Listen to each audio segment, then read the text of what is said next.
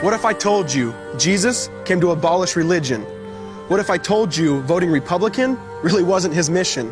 What if I told you Republican doesn't automatically mean Christian, and just because you call some people blind doesn't automatically give you vision? I mean, if religion is so great, why has it started so many wars? Why does it build huge churches but fails to feed the poor? Tell single moms God doesn't love them if they've ever had a divorce, but in the Old Testament, God actually calls religious people whores. Religion might preach grace, but another thing they practice, tend to ridicule God's people. They did it to John the Baptist. They can't fix their problems, and so they just mask it, not realizing religion's like spraying perfume on a casket. See, the problem with religion is it never gets to the core. It's just behavior modification, like a long list of chores. Like, let's dress up the outside, make it look nice and neat. But it's funny, that's what they used to do to mummies while the corpse rots underneath. Now, I ain't judging, I'm just saying, quit putting on a fake look. Because there's a problem if people only know that you're a Christian by your Facebook.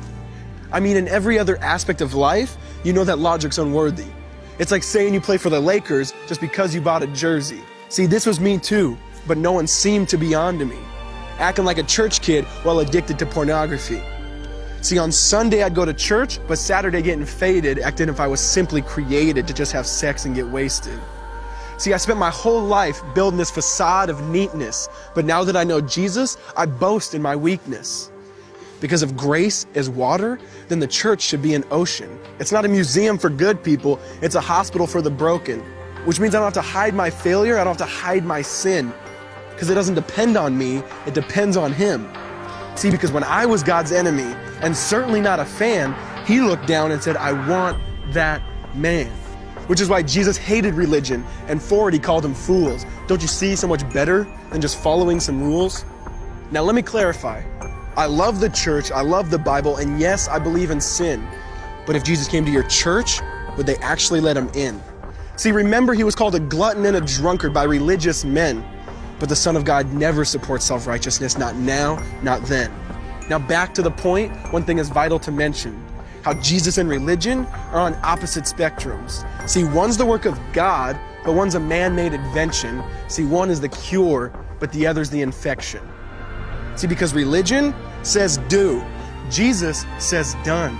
Religion says slave, Jesus says son.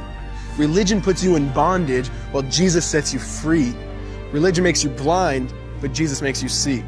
And that's why religion and Jesus are two different clans. Religion is man searching for God. Christianity is God searching for man.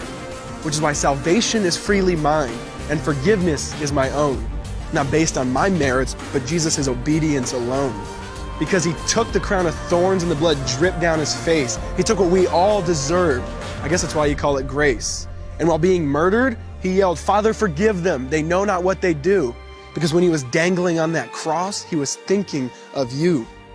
And He absorbed all your sin and He buried it in the tomb, which is why I'm kneeling at the cross saying, come on, there's room. So for religion, no, I hate it. In fact, I literally resent it. Because when Jesus said, it is finished, I believe He meant it.